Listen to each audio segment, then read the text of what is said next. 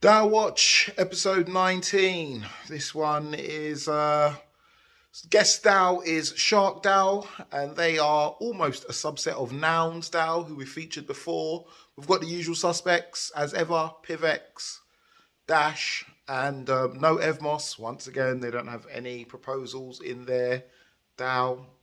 So we've got Juno deputizing for Evmos. So I think that Evmos section, I might change it so that we've got various Cosmos IBC DAOs. We'll see. We'll do one of each different one.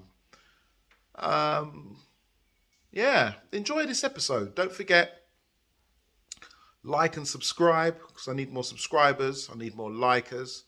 And if you like and subscribe, you will get good luck for 8 days in a row. Only if you like now. If you don't like and subscribe, then you'll get good luck, but only for like 4 days. All right, enjoy.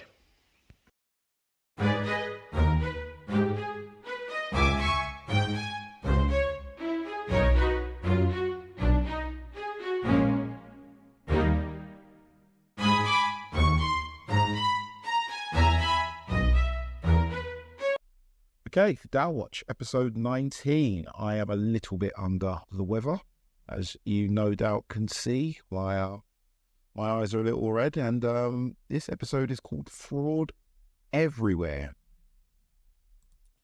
And for the first bit of fraud, let's jump straight into Dash. We're going to be looking through... let me speak quickly about our guest DAO, which is SharkDAO. If I open this in another window, let's speak quickly about SharkDAO. I found out about SharkDAO when I was watching a Juicebox.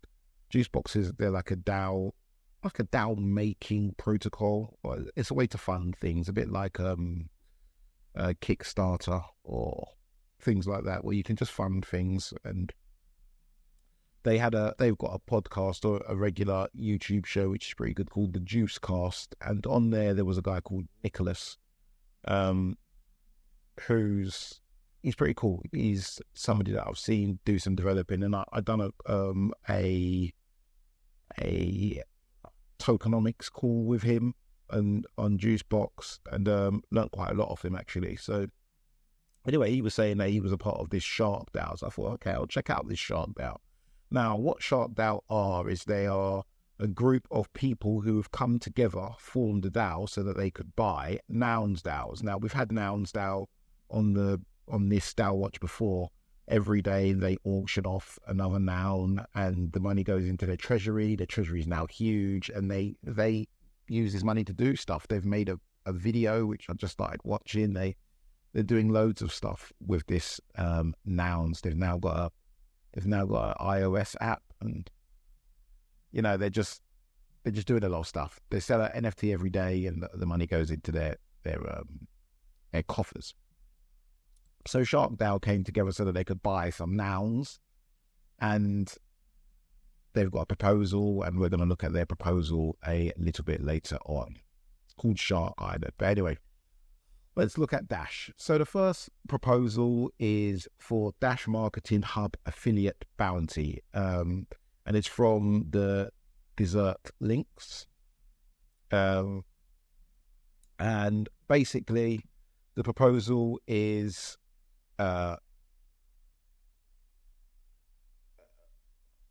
put forth by the Dash Marketing Hub, focus on grassroots marketing and promotion of Dash, etc., etc., etc.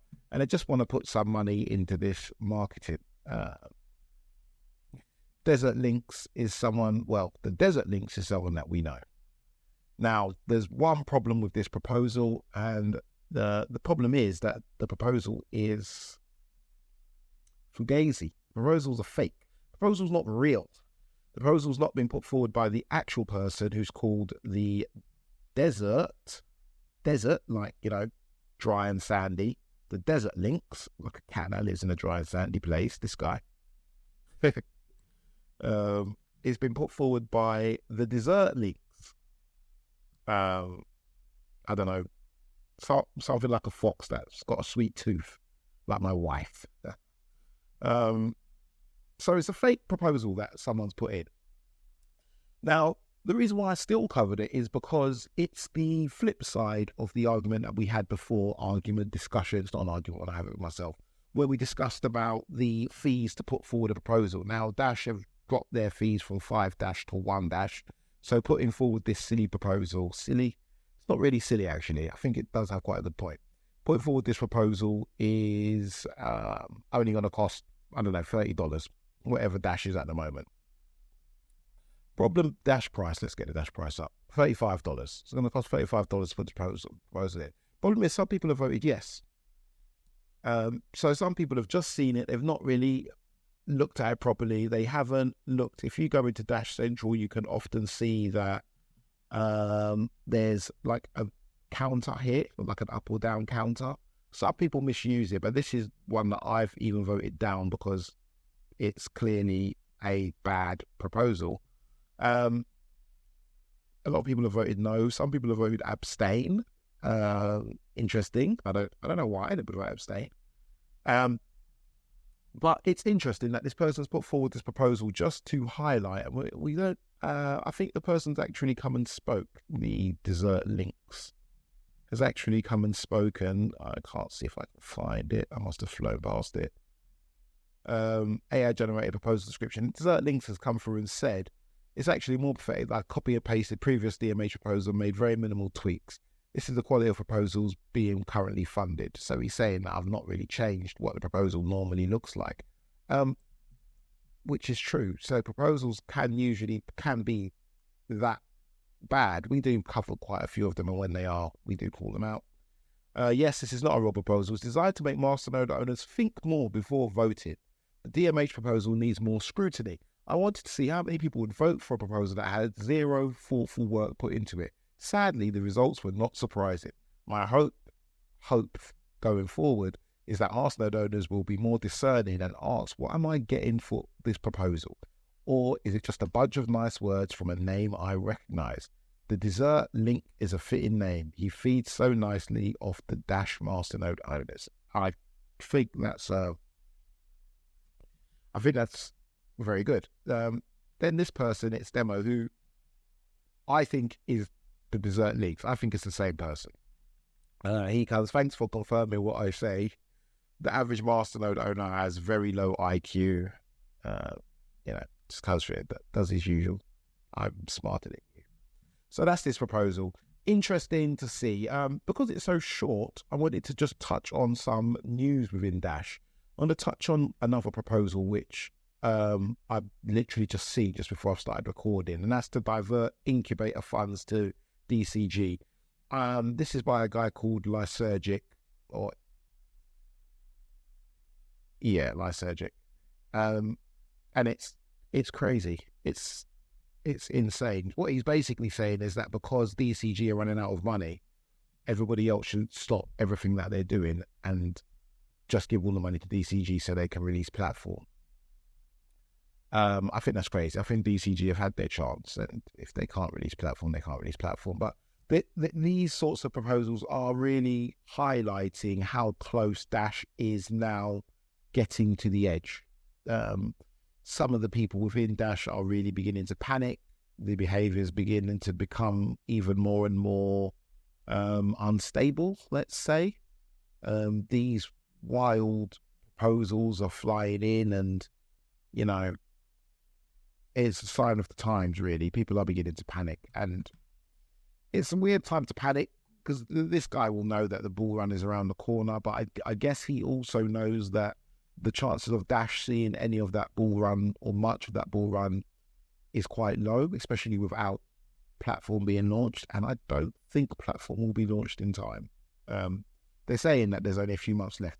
There is, I wanted to also share that they do have these updates. I will link to them in the description. This one was particularly good. They do have these updates which they put out every once in a while, but also so do Incubator. And I think the Incubator ones are a bit easier for non-technical people to digest, or non-developers to digest. The actual platform ones are very tech heavy, which is not a bad thing because that's really what you want to know. Like I could be a cheerleader and say, oh, it's coming soon. So it's better to hear it from the horse's mouth, and they can say, this is what we're waiting to do. This is what we need to do. This is the U-turns that we've needed to make. These are the things that we've realized as we were making it. Perhaps I should go back and do this. And there was quite a lot of that from, which guy was it? I think it was the first guy that was speaking. He was showing quite a few of the things that, quite a few of them, that wasn't this guy. Might have been, I think it was the last guy. Yeah, it was this Sam guy. Showing quite a few of the things that he did have to go back and change, or he did feel would make platform better. So it was good to actually hear that from him. The Dash Incubator one's very good. They're changing their format now. I'll tell you a little bit about it, actually. They're changing their format of their proposals, so they're going to propose each individual. This Rion, who is going from strength to strength, I don't know if it's all him, but he seems to be the front man, and he was saying he doesn't want it to be too centralized. So he feels like their proposals are possibly getting too big to have all as one proposal. So they've broke it down, and the three of them, they call themselves strategists.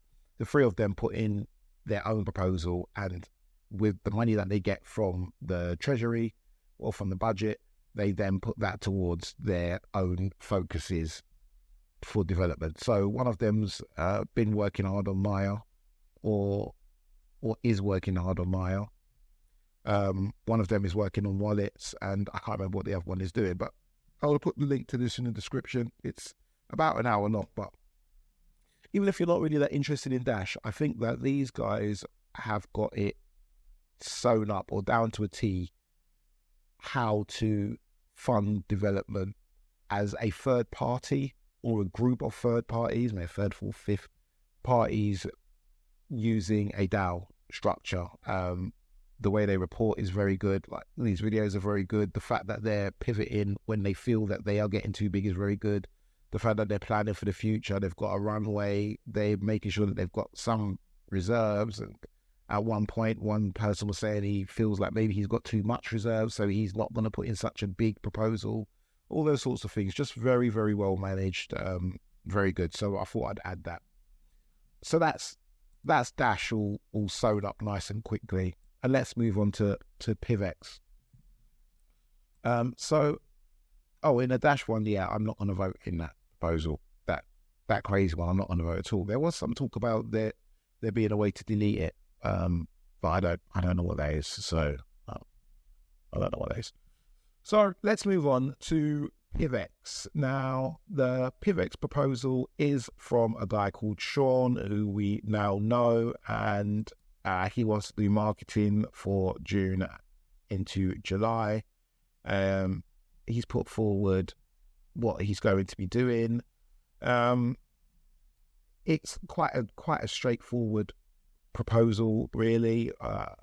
He's got his deliverables, saying what he wants to do. The thing I like about this proposal is that he really wants to push Discord and community building. So he really wants to measure his success in terms of how many new people join the community, and I think that's possibly the best way to measure success. You know, like, price goes up, but price normally goes up as a byproduct of the community expanding, adoption expanding, because the community equals adoption. Let's have it right. So he's also going to work on the PIVX website, and he's going to help with my PIVX wallet, build them a little landing page. Says where he's going to report. He's going to report in the PIVX, the official PIVX server, and the PIVX lab Discord servers. The proposal is for 30,000 PIV. Now, I've asked him well, let's talk about the pros and the cons. I think the main negative is that there aren't any metrics on how things are now, so we don't know. He can come back and tell us, okay, Discord's now got 10,000 people, and it may have had 11,000 people when he started. So it'd be good if we had some metrics on where we stand now, which would make it easier for us to then understand how far he's taken us. Also, because he's put in so many proposals, he's started to make his proposals a lot shorter. Now, that's all well and good if you are aware of who he was, but I remember he put in a proposal before, and in the proposal he featured a lot of the other things, and he let us know about the things that he had done before. And he's put forward this proposal kind of a little bit lazily, in that he kind of knows that people know who he is, but I think he shouldn't take that for granted. He should also always put in his history, even if he just copies and pastes it in every single proposal that he puts in. It would be good to have that in there. That would make the proposal a little bit better.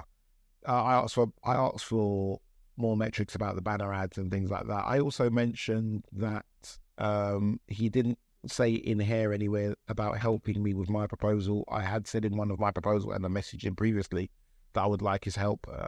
He hasn't said anything about that in here. He has mentioned that he's going to help my PIVX wallet. I put that yesterday. Well, so he's had a little bit over 24 hours. He hasn't replied. So who knows? I'm going to assume he doesn't want to help me for whatever reason. Just because, I don't know. Maybe because I'm not from up north, how these northerners can get. So yeah, so we'll see. But either way, I think it's a good proposal. I like it. I think he deserves a continued payment, continued compensation for the work that he's been doing, and the opportunity to continue to do work for PIVX. I think the fee's okay in comparison to the actual budget. I think it's good. There's quite a lot of the budget that's not being used now in PIVX, so that's good. So overall, I'd like to see more metrics. I think is the only bad one. And the positive, I think that the fee's right.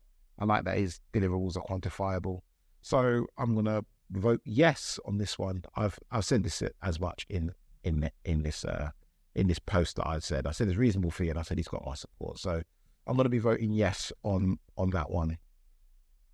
And let's move on. We are making super rapid time this time. I did try to do Evmos, but once again, there was no proposals on Evmos. So I don't know. I feel like, is there any point in even bothering to look at Evmos anymore? There's never any new proposals on there. It's just, it's a DAO, which only includes 3 guys. So I can't say I didn't see it coming. I had said as much. It may be an issue when they ran Christian and Lordana they ran them out of town, and now there's no one who's joined. It's not really surprising. So we've moved on to Juno.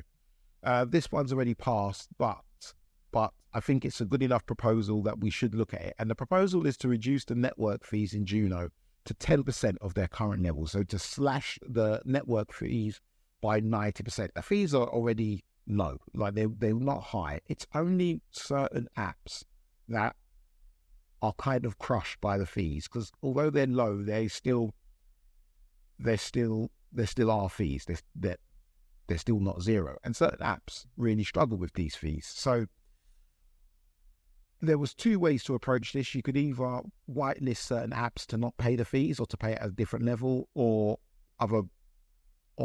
everyone pays at 10%. Now, the pros and the cons are, obviously, if you're having to whitelist apps, then it stops being as open as it currently is. And if you drop in the fees by this much, then it changed the tokenomics of the project. Less rewards for stakers and for people who have created smart contracts. That's what happens to these fees. Unlike Ethereum, these fees are not burnt. They're shared amongst the stakers and the smart contract owners. Anyway, the proposal itself, although I can see it, I guess I can't see it anymore. Yeah. Well, it's linked to a Commonwealth thread. I really hate this Commonwealth thing. It's so slow. So yeah, it's basically a long talk, and the long and short of it is that the Juno community decided against it. So Juno fees will not be reduced by 90%. They will continue to be high, which does put a barrier to certain types of applications, decentralized applications. I think oracles are the ones that are the worst hit. So we'll have to see what what comes of this, because I dare say this is not the end. This is not the last we've heard of this. I dare say that there will be some sort of proposal to whitelist an oracle. If there's not yet, then I may even put it forward myself, because it is something that a new precedent does need to be set. The fees are too high for certain applications. But let's move on, because today we are not wasting any time. We're doing everything super quick. And let's move on to the most interesting DAO I've looked at in a little while. I really like this DAO. I don't know if you haven't seen the Cryptosi DAO series, check it out. It's on our YouTube page, and so I really like these DAOs that continue to collect funds and spend them developing things. Now that's effectively what this proposal is about. But let's talk about SharkDAO. I briefly gave a description at the top, so I won't describe it again, actually. The proposal they've got is for a new initiative, let's say, called Shark Island. Now, what Shark Island will do is it will be a fork of Nouns DAO. We spoke about Nouns DAO at the top of the show. You have a new auction every day, and after the auction, someone gets an NFT, and the treasury gets the money. The treasury goes forward and spends the money or whatever, bit by bit. As these people buy the NFTs, they can then vote on what happens with the treasury money. You keep buying them, you get a stronger vote, the more NFTs you own. And then other groups will assemble if the NFTs get too expensive. Groups like SharkDAO will assemble and start buying your NFTs. So if SharkDAO start to do their own fork of Nouns DAO, then there might be, I don't know, Tadpole DAO, where people come together to try to buy SharkDAO because they're too expensive. Now, SharkDAO is evolving into a Nouns DAO fork, with the project being named Shark Island. Why create a Nouns DAO fork? New community membership and revenue. Those are the two things I just said. Alignment. Most of our contributors also build in Nouns DAO. So most of the people that are in SharkDAO are also contributing to Nouns DAO, which makes sense. All right, makes sense. Most of our treasury value derives from historically important DAOs, which is true. Nouns DAO has a tough time. SharkDAO will definitely have a tough time. It's a subset, right? It's a subculture. Our North Star is about a prominent noun, Swim Shady, championing Swim Shady as the leading icon of the Nouns DAO ecosystem, inspiring builders, etc., etc., etc. They've got the art for the SharkDAOs done, but these are the artists. Now, there's one difference in that the SharkDAO there will be new sharks 4 times per day, which leads to 1,460 new NFTs per year. There will not be a reserve price. This may be changed by the DAO. Having 4 new NFTs per day is an interesting change. It means that, it's still going to take, 6 years? 6 years, between 6 and 7 years for the sharks to have a 10,000 piece NFT collection, which is what most NFTs collections have. So you've still got a good 6 years before you've got a ridiculous amount of NFTs, even if you're pumping out 4 per day. The counter argument would be whether you pump out 4 per day or 1 per day, you're probably going to be collecting the same amount. 1 per day, you've got a lot less supply, and if demand stays the same, price will be higher. If you pump out 4, you're going to have much more supply, and if demand stays the same, the price will be lower. Difference being that if you pump out 4, you gain 4 new members. Potentially, you gain up to 4 new members. If you're only pumping out 1 per day, unless you're selling it to other DAOs, you're only getting the 1 new member. You only adding 1 vote per day as opposed to 4. So I quite like this change. I think it's good for a young DAO. I think it increases the speed in which, or the velocity in which they get to some useful decentralization. There'll be no founder rewards for Shark Island. That's nice. It seems like these guys are doing it out of the goodness of their own heart. And website will be made, etc., etc. They're showing the team. The team are a bunch of people who are in SharkDAO, and then they're showing the budget. And here's where the problem starts. The budget is 37.1 ETH. Now, if we look at SharkDAO, oh my goodness, if we look at SharkDAO's Etherscan address, which I do have here, you can see that their balance is only 45 ETH. So if this is going to cost 37 ETH, they're not going to have much ETH left, and it's going to cost plus. Oh, let me show you. Where is it gone? Plus 32 million Shark. And how much Shark do they have? They have, it looks like, 5 million. Just shy of 5 million. I thought that was 4 billion, but that's just shy of 5 million. 32 million. Well, looks like that. I don't know. I don't know where I'm getting this. What I'm getting mistaken here. Maybe there's another treasury somewhere. Maybe it's linked across various sites. So what I'd really need to do is find a notice safe for the DAO. But from what I can see, which I'm quite sure is incorrect, if it is incorrect, point me to the right place. I'll point everyone to the right place in the comments below. But it looks like there's only 45 ETH in the treasury. I'm assuming that's wrong, because that would mean that there's only 4 million Shark DAO tokens in the treasury as well. And that would be a problem, because that's far too big of a payment. It's what, 90%, almost 90% of about 80% of the total amount of ETH in the treasury. That's a big outlay. Of course, they will get that back when people start buying the NFTs to join SharkDAO. I would be one of those people. I would definitely buy a SharkDAO NFT. And they're showing who they will compensate. So they're going to pay the smart contract developer 4 ETH for a fork. 4 ETH to fork Nouns DAO. I don't know. It's a little bit. It's not cheap. Creative lead for the new front end. Another 4 ETH. It's also not cheap. Maybe that's why the reason why. So as far as this is going, I would probably vote yes if I could. I don't have any Shark tokens, but I would vote yes because I want to own one of these Shark NFTs. I think that would be a very good investment. It seems like it's not going through at the moment. It's not passing, and I dare say it would be because of this budget. I dare say the argument would be around the budget. There's not a link in the proposal, and there should be a link in the proposal to where the discussion is happening on the forums. There's no link to that. If I can find, I don't think SharkDAO has forums. Looks like they don't have forums.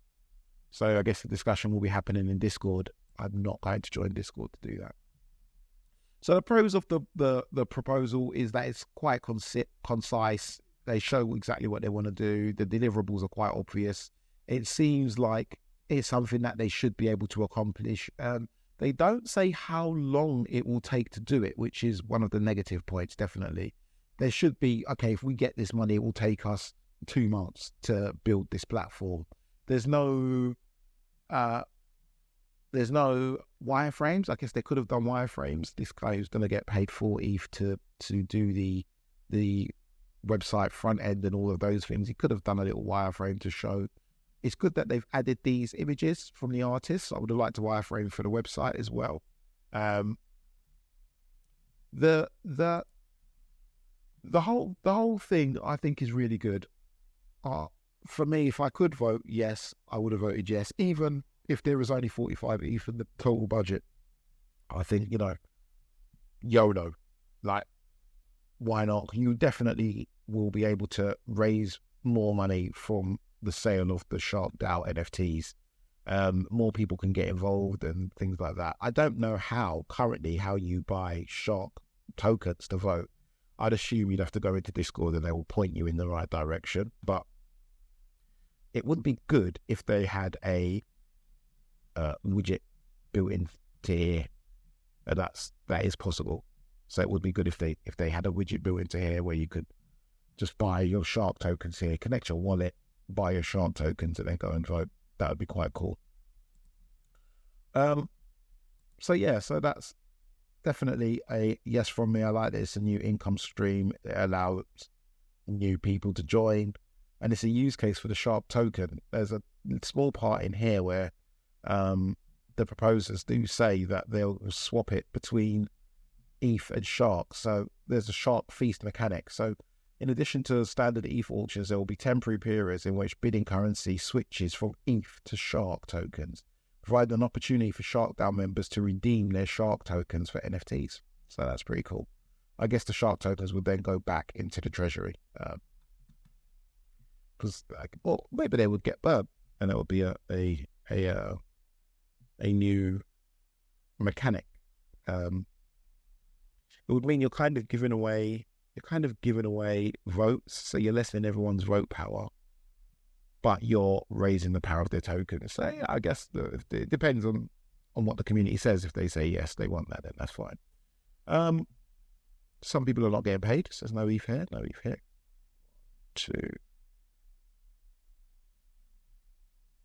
1, 2, 3, 4. Yeah. So that's it. It's been a shorter than usual episode on purpose because I'm a little bit under the weather, and it's been a quite an interesting episode. We looked at the fraud in Dash, where somebody has, rightfully so, really taken a shot at masternode owners, but not just masternode owners. I guess the whole DAO structure, there does need to be more oversight on what these proposals are putting forward. That's literally the reason why I made this show, so that we can start to have discussions around proposals, and not just okay, this guy I know who he is giving money, or I don't know who he is giving money. We moved on to PIVX. We had a proposal from Shorn. We looked at news in Dash for the first time, but they're having updates from Core, and they're quite close to releasing platform. Yeah, we moved on to PIVX. PIVX has got some news as well, actually, which I didn't disclose. And this is that my PIVX wallet has reached version 1.0.0. So the first stable version of my PIVX wallet has just been released. That's a massive deal because they've been working on that for 2 years. They've released beta versions, so you have been able to use it for a long time, well over a year at this point, I think. But they've got their first stable release, and now I guess they're working on shielded transactions and all of these things, and that's coming along really well. Then we moved on to Juno. Juno was really about the fundamentals of their network and their tokenomics, and the people had voted against making it easier for oracles and those sorts of things. And finally, we looked at SharkDAO, which is a very interesting DAO that I'm quite interested in keeping an eye on. I wonder if they would ever consider buying other NFTs. I wonder if they'd ever consider buying an ape, or if they're only going to ever buy nouns. Then that might be an interesting question to ask when I eventually join their Discord. Anyway, thanks for watching. Don't forget that the book is out. I'll put a link to the book in the description. The book is all about DAOs. It's called The Ultimate DAO Handbook. It's written by yours truly, this beautiful guy. Anything else? Follow me on Instagram at cryptoc.eth. Follow me on Twitter at crypto_si. And I think that's it. Thanks for watching. This was a nice short episode, DAO Watch episode 19. And I will catch you in the next one, which is 20. And then after that, of course, I forgot to say, we're going to start the DAO Watch Fireside series, and our first guest there should be Hans, the DAO doctor to be. So keep your eyes peeled for that one. Peace up. Peace down.